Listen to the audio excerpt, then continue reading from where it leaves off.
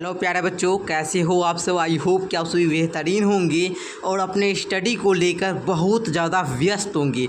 तो बच्चों, आज की इस वीडियो में हम लोग देखने वाले हैं क्लास 8 इंग्लिश का चैप्टर नंबर 10 माई लैंड, मेरी मातृभूमि। तो बच्चों, इस वीडियो में हम लोग इस चैप्टर का ऑल क्वेश्चन आंसर कंप्लीट करने वाले हैं। तो आप लोग वीडियो को पूरा अंत तक देखिएगा, एक एक क्वेश्चन आप लोग अंत में समझ जाइएगा, ठीक है ना। तो आप लोग सिर्फ वीडियो को पूरा देखिए। तो बच्चों, पहले मैं आप लोग को ये बात बता दूं कि इस चैप्टर को मैंने अच्छे तरीके से पढ़ा रखा है। यदि नहीं पढ़े तो जाकर पढ़ लीजिएगा। बहुत ही प्यारा सा कविता है आप लोग का, बहुत अच्छा पोयम है, तो उसको जाकर पढ़ लीजिएगा। उसके बाद आप लोग को सबसे पहले करना क्या है, यहाँ पर जितना भी वर्ड देख रहे हैं सारे वर्ड को याद कर लेना, क्योंकि ये वर्ड आप लोग के लिए काफ़ी इंपॉर्टेंट है। वर्ड याद करने से क्या होगा कि आपको चैप्टर तथा चैप्टर के क्वेश्चन आंसर समझने में प्रॉब्लम नहीं आएगी, ठीक है। चलिए, जैसे में हम एक दो वर्ड पढ़ा देते हैं। जैसे रेयर, रेयर का मतलब होता है दुर्लभ। क्या होता है? दुर्लभ। अनकॉमन, इसको हम लोग क्या बोल सकते हैं? Uncommon. Okay. Native land, native land का मतलब है जन्मभूमि, जहाँ पर हम लोग जन्म लेते हैं, ठीक है ना, वो जन्मभूमि हुआ, ठीक है। अ प्लेस बाय बर्थ, ठीक है ना, हमारी बर्थ की भूमि, ठीक है। चलिए, इसी प्रकार यहाँ पर आप लोग का बहुत सारा वर्ड है, तो आप लोग इसको याद कर लीजिएगा, क्योंकि अगर हम बताने लगे तो वीडियो ज़्यादा लंबा हो जाएगा, ठीक है ना। तो उसको आप लोग याद कर लीजिएगा। तो बच्चों, यहाँ से आप लोग का जो क्वेश्चन आंसर है वो स्टार्ट होता है थिंक एंड टेल, कहता है सोचो और कहो। उससे पहले मैं आप लोग को बता दूँ, यदि आप लोग अभी तक मंजिल बैच में एडमिशन नहीं लिए तो जाकर एडमिशन ले लीजिएगा। नीचे डिस्क्रिप्शन में आपको माई ऐप का लिंक दिया गया है, वहाँ पर जाकर आप लोग ऐप को डाउनलोड कर लीजिएगा। मेरा खुद का ऐप है, ठीक है।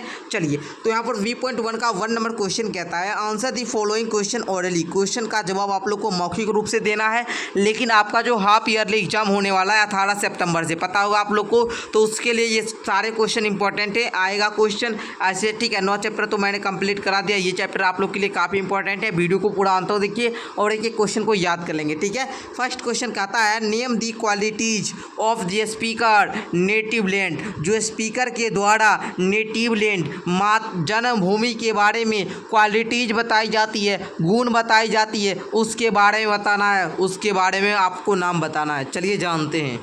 तो देखिए जी, यहाँ से आप लोग उत्तर में लिखिएगा the qualities of the speakers native land mentioned are rich, rare, fresh, fair, dear, warm, bold, true and old.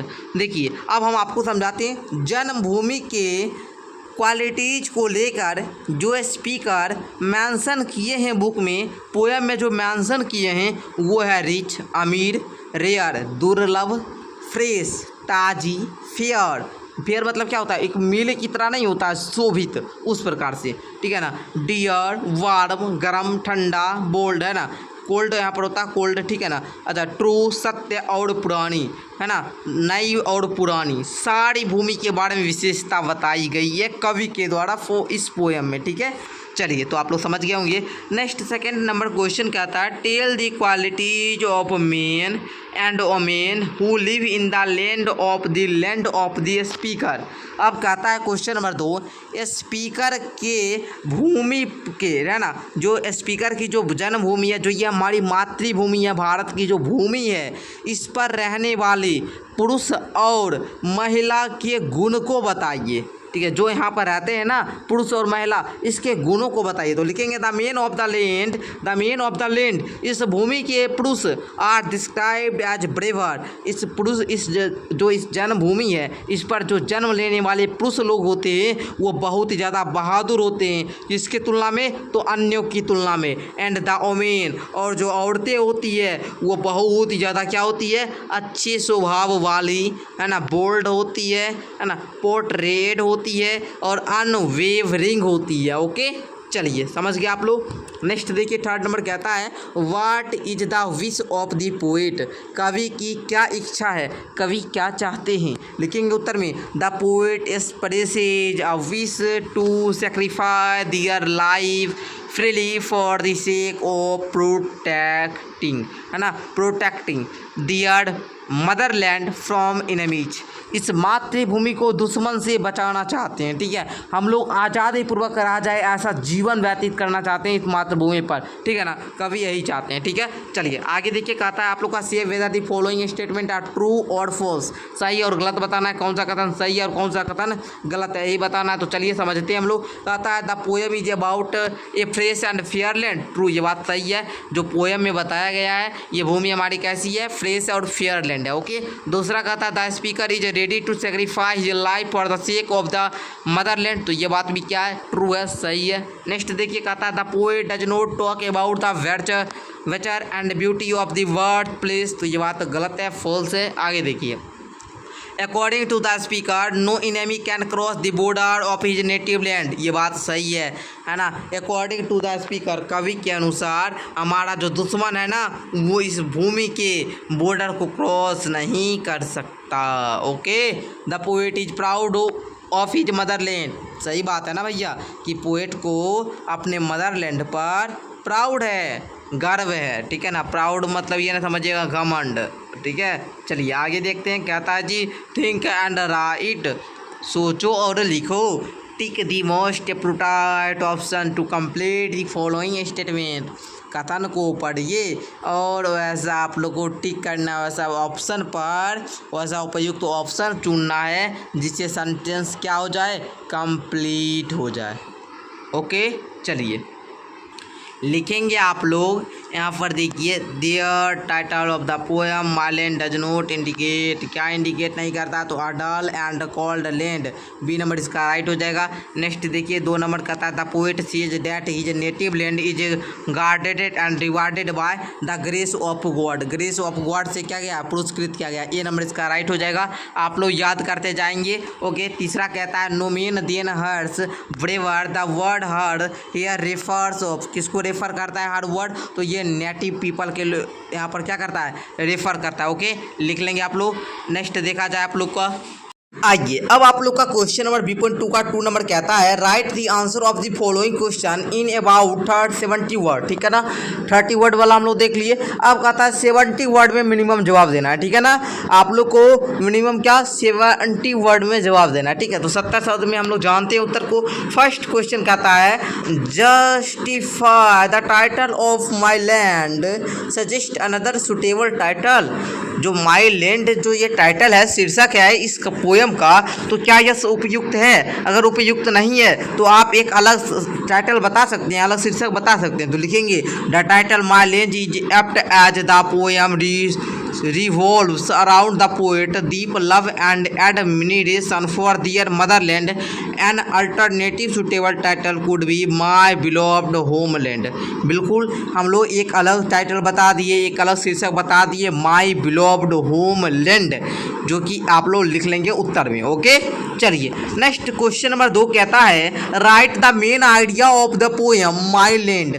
My land जो बाबू ये आप लोग का पोएम है, इस पोएम के मेन आइडिया के बारे में लिखना है। तो लिखेंगे the central idea of the poem, poem के central idea my land is the poet profound patriotism and willingness to sacrifice their life to protect their nation from enemies. The poet highlight the rich qualities and superiority of their native land. तो ये question आप लोग के लिए बहुत important है, इसको आप लोग याद कर लेंगे। कहता है कि जो सेंट्रल आइडिया है इस पोएम माई लैंड का, इसमें है कि कवि जो है अपने देश को, अपने कंट्री को, अपने राष्ट्र को दुश्मनों से बचाना चाहते हैं, हम आज़ाद पूर्वक रहे, ऐसी चाहते हैं कि हमारी राष्ट्र की जो क्वालिटी है उसको बताते हैं कि ये रीच है। ठीक है ना, यहाँ पर हम अपनी जन्मभूमि की रक्षा करेंगे। ठीक है, दुश्मनों को इससे बताएंगे। इसको जितना स्वच्छ रखिएगा, साफ रखिएगा, उतना आपके लिए अच्छा रहेगा। ठीक है ना, तो अपने देश से आप लोग प्यार कीजिए, अपने राष्ट्र के लिए आप क्या करते हैं, आप ही लोग भविष्य में, आप लोग कुछ न कीजिए, आप लोग क्या कीजिए, बस आप पढ़ने पर ध्यान दीजिए, खूब मन लगाकर पढ़िए, अपने माँ बाप, अपने माता पिता, शिक्षक का नाम रोशन कीजिए।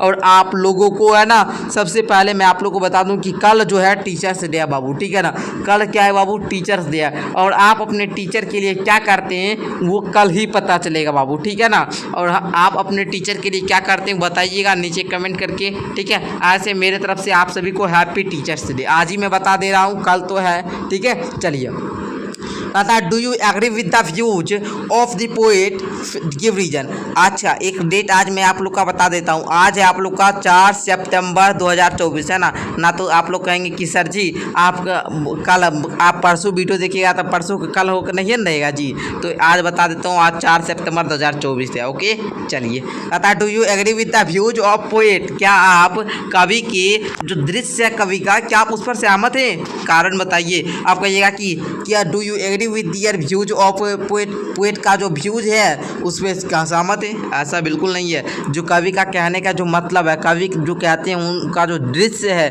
उस दृश्य से आप सहमत हैं? कारण बताना। लिखेंगे the poet views resonate with true patriotism, loving one's country and being proud of its वचर is natural, however the willingness to lay down one's life should stem from a sense to of duty and not blind nationalism. Nationalism का मतलब समझते हैं ना, राष्ट्रवाद। आप लोग को पता है राष्ट्रवाद क्या होता है? राष्ट्रवाद का मतलब होता है कि हम अपने राष्ट्र के लिए लगाव रखें, राष्ट्र के प्रति लगाव, राष्ट्र के प्रति प्रेम।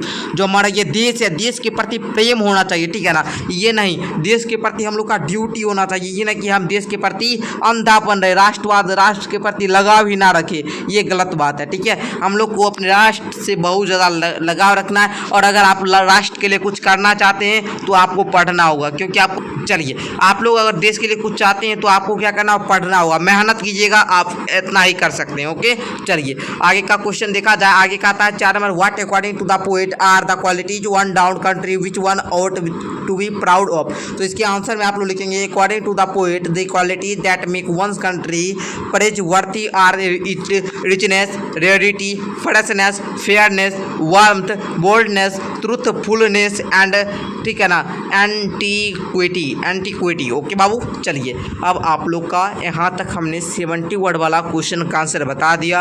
अब वर्ड स्टडी अब हुआ। वर्ड स्टडी में आप लोग देखिए कॉमन, इसका समान वाला लिखिएगा, समान अर्थ common, rare, steel, fresh, foreign, native, attack, save, punish, reward, है ना, फ्रेंड, फू, इविल का डिवाइन, इंटेलिजेंट का डल, इस प्रकार आप लोग सारे का लिखिएगा, टिमिड का ब्रेव, ठीक है ना। चलिए ओके, चलिए आगे का आप देखिए। यहाँ पर आप लोग को कहता है still a group of 4-5 talk your do you like.